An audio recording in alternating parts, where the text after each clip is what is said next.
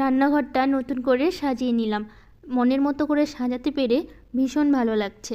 রাধে রাধে বন্ধুরা, কেমন আছো তোমরা সবাই? আশা করি ভীষণ ভালো আছো, আর আমরাও খুব ভালো আছি।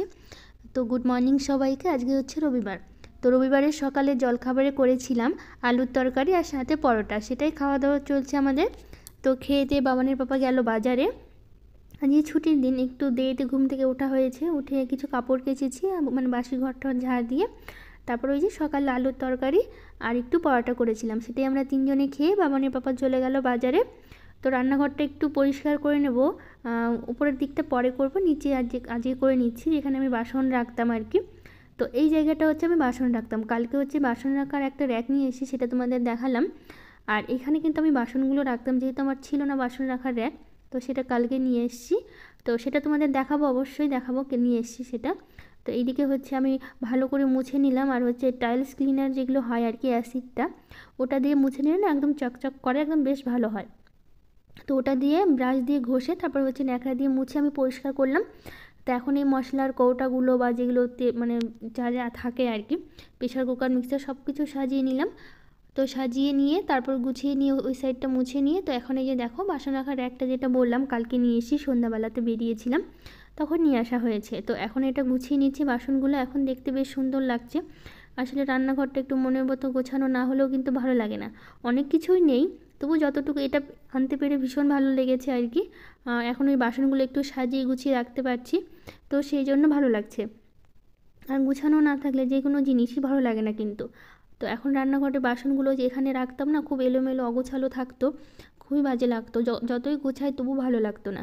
তো এখন ওটাতে রেখে ভীষণ ভালো লাগছে। তো এই দিকটা সব সবজি রাখি আমি এই নিচে, তো সেটা সব পরিষ্কার করে নিলাম। আর এই সাইডটা তো বোতল রাখি, 3 সাইডেই আমার আছে। তো ওইটা মুছে নিয়ে পরিষ্কার করে এখন রান্নাঘরটা পরিষ্কার করে নিলাম। রান্নাঘরটা একদম সুন্দর করে গুছিয়ে নিয়েছি, সব কৌটাগুলো পরে আরেকটু পারবো গুছিয়ে নেব, এখন তাড়াহুড়োর জন্য গুছিয়ে নিলাম।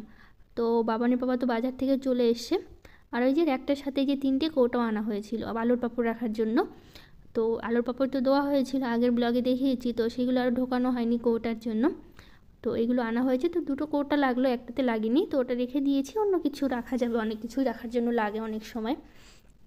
তো এটা হচ্ছে এখন আমি রেখে দিচ্ছি গুছিয়ে। তো এখানেই রাখলাম, পরে যদি পারি সরিয়ে রাখবো, নাহলে এখানেই সুন্দর করে গুছিয়ে নেব। তো এখন দুপুরে রান্না শুরু করব। তো এই যে মাছ নিয়ে এসছে দুপুরে, আমি বললাম যে বাজারে গেছিলো, তো ওখান থেকে রুই মাছ হবে, এটা রুই মাছ নিয়ে এসছে। তো বাবানের পাপা একটু ধুয়ে দিচ্ছিল, ওই ধুয়ে দিল। তো আমি এদিকে হচ্ছে রান্নার জন্য মানে সবজিগুলো কেটে নিচ্ছি। তো আলু দিয়ে করব ঝোল, মাছের ঝোল, আর বেগুন করব শাক দিয়ে। আর এই বেগুন আর শাকটা কিন্তু আমার বাড়ির বাগানেরই, বেগুনটাও বাড়ির একদম গাছের, আর শাকটাও একদম এই একটু আগে তুলে নিয়ে আসলাম আমি। খুবই বাইরে রৌদ্র ছিল, সেই জন্য তখন ক্যামেরাটা করতে পারিনি।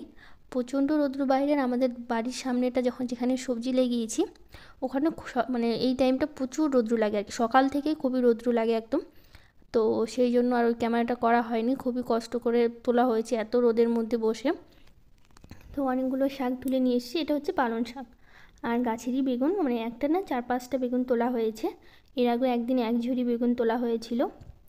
তো সেটা দিয়ে হচ্ছে পালং শাকটা করে নেব আমি। বেগুনটা ভেজে তুলে নিয়ে তারপর এই তেলের মধ্যে হচ্ছে ফোড়ন দেবো, হচ্ছে কাঁচা লঙ্কা আর একটু পাঁচফোড়ন দিয়ে শাকটা আমি দেবো, তাহলেই হয়ে যাবে। এই যে কাঁচা লঙ্কা আমি বেশি দিইনি, 4টা-5টা দিয়েছি।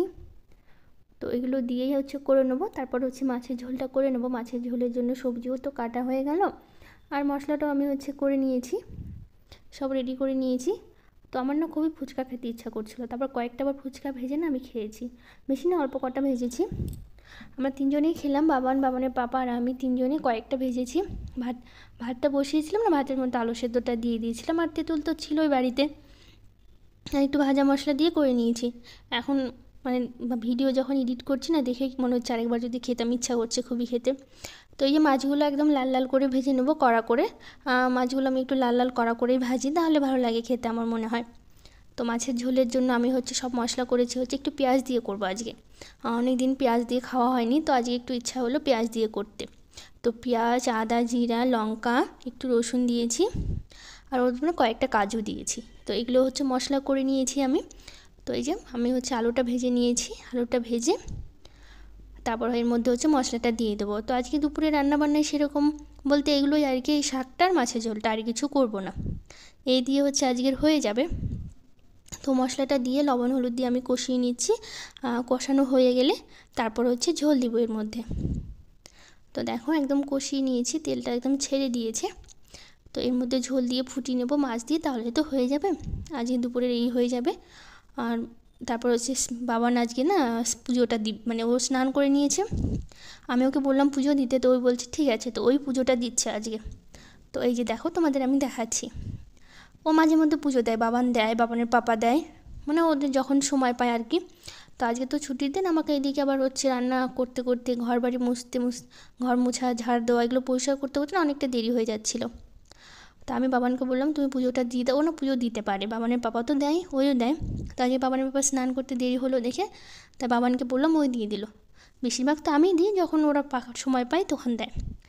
তো এই যে রান্না আমার হয়ে গেছে, একটু গরম মশলা দিয়ে দিলাম। তো আজকের ব্লগটা এখানেই শেষ করব। যদি ভালো লাগে একটা লাইক শেয়ার কমেন্ট করে দিও, আর আমার চ্যানেলটাকে সাবস্ক্রাইব করে দিও। আজকের মতো টাটা।